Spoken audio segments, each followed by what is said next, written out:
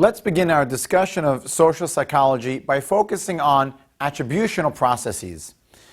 If you stop for a moment and consider how you view yourself in terms of your successes and failures, and then how you view other people in your lives and how you judge the roots of their successes and failures, you might find yourself realizing that you come upon some of these dispositional attribution styles, and that perhaps you are susceptible to certain errors. So let's first focus on the two different types of attributions or manners in which we ascribe blame, if you would, or causality.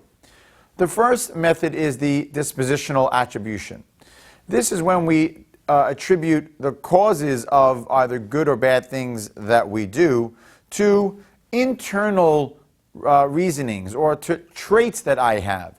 So for example, if I perform really well on my CLEP exam, I might say that it's because I'm really intelligent, I'm really smart. That's a trait that I have. It's an inborn aspect of who I am, and that's why I succeeded.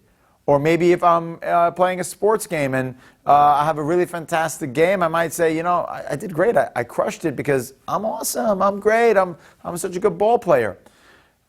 In opposition to this, or in comparison to this, we have the situational attribution style. The situational attribution style is when I attribute things to external factors, things that have to do with the outside environment, and perhaps to state reasonings. Rather than being a trait, which is a long-term inborn personality style, a state event is something that happens temporarily in that particular moment in that state of affairs. So let's keep in mind the dispositional and situational attribution styles and turn our attention to the fact that at times we run into the fundamental attribution error.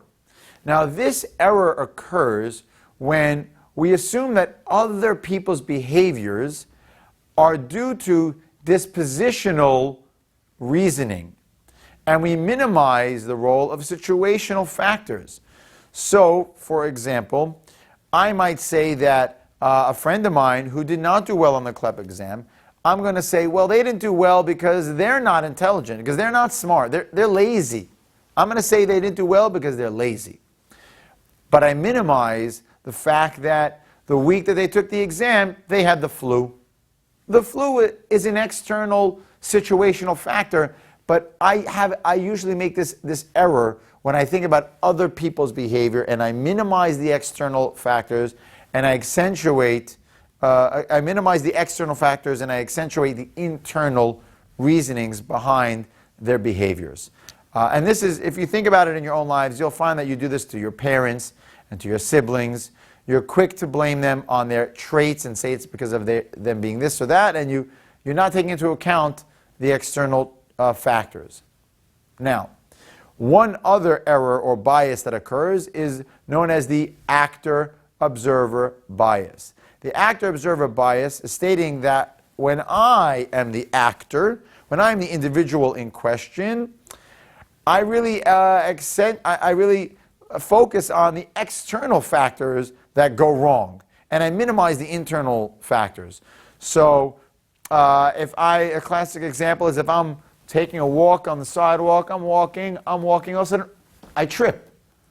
I look back at the sidewalk and say, whoa, the sidewalk was broken. Did everyone around me see that? The sidewalk was broken. That's why I tripped, not because I'm clumsy.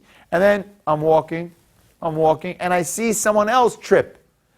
I'm quick to say, wow, look at that person. He's such a clumsy guy that he tripped like that on the street. Must be that they're clumsy. We don't say, I wonder if the sidewalk was broken.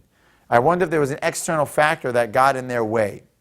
So this is the actor-observer bias. When I'm the actor, I'm quick to blame external factors, but when I'm the observer, I'm quick to blame the internal or dispositional factors. Okay. Let's move on to the final feature of this part of the social psychology chapter, and that's the cognitive dissonance theory. We've already spoken about cognitive dissonance in a previous chapter. This is essentially what happens when I say one thing and believe something different, or I do something even though I believe quite the opposite of how I should have acted. An example might be if I believe that it is proper to open the door for other people that are in my vicinity. If I'm walking into a building, I'm going to let them walk in first. And I find myself walking into a building and suddenly I don't really care who's around me. I walk into the building. I might experience a bit of dissonance in that moment. Oh, I didn't do what I normally believe in doing. Certainly more extreme examples exist when it comes to thinking about politics or thinking about religion. When people believe in something politically and yet they aren't consistent in that belief in how they vote in their local elections. So this creates dissonance and a discomfort, and the way to deal with that is either change the way you behave or change the way you think. So you have one of the two options in order to deal with cognitive dissonance. Very powerful concept. I encourage people when they run into cognitive dissonance to try to take the position of other people. Put yourself in other people's shoes.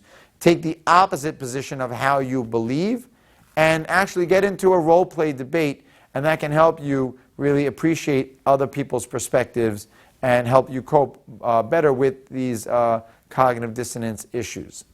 All right, so that wraps up this particular portion of social psychology. We have a whole lot more to get to, so get a quick drink of water and take a stretch, a little quick meditation, and we'll see you at the next subtopic.